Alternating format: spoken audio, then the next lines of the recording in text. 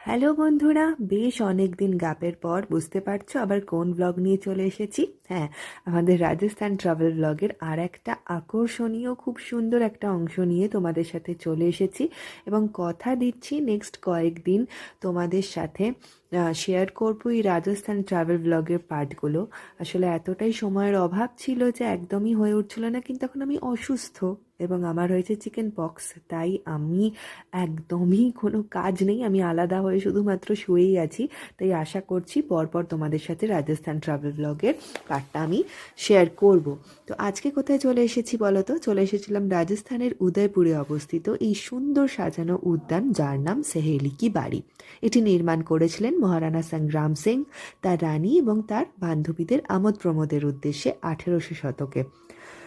এই উদ্যানটি ফতেহসাগর লেকের তীরে অবস্থিত এবং একটি অত্যন্ত আশ্চর্যের বিষয় হলো এই আমোদ উদ্যানের যত ফোয়ারা রয়েছে তার প্রত্যেকটির জলের উৎস হচ্ছে এই ফতেহসাগর লেক।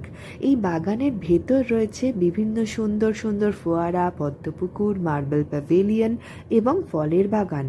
এখানে যে সমস্ত ফোয়ারা রয়েছে তাদের আবার আলাদা আলাদা ভাবে ঘিরে নামকরণ করা হয়েছে, যেমন সাবন ভাদো, বিন বাদল বরসাত। এটি হচ্ছে মরুভূমির রাজ্যে এক সবুজের সমারোহ। সত্যিই তো দেখতে পাচ্ছ এত সুন্দর সুন্দর ফুল, এত সবুজে ঘেরা একটা বাগান এবং এত সুন্দর একটা জলের উৎস। এই জায়গাটা হচ্ছে মার্বেল প্যাভিলিয়ন এবং এর ভেতরে রয়েছে দেখো শালুক পাতা এবং হাতির সুর থেকেও জল পড়ছে। ফোয়ারা বেরোচ্ছে, সেই ফোয়ারা থেকে জল পড়ছে। তো দেখো পুরো জায়গাটাই কিন্তু ভীষণ সুন্দর, আসলে পুরো রাজস্থান স্টেটটাই ভীষণ সুন্দর।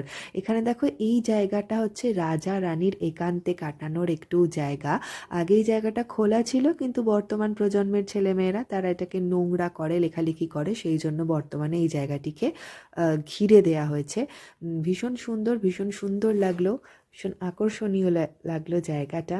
তো এর আগে জায়গা তো অনেক ঘুরেছি, বিভিন্ন জায়গায় ট্রাভেল করেছি, কিন্তু আমার কিন্তু দেখা অন্যতম একটা সুন্দর জায়গা হচ্ছে এই রাজস্থান, যেটা আমার ভীষণ সুন্দর লেগেছে। এবং এই ফতেহসাগর লেকের জল থেকে সর্বক্ষণ কিভাবে যে জল পড়ে যায়, এটা একটা অতি আশ্চর্যের বিষয় এবং ওনারা বলছিলেন যে এই লেকের জল নাকি কখনোই শুকোয় না।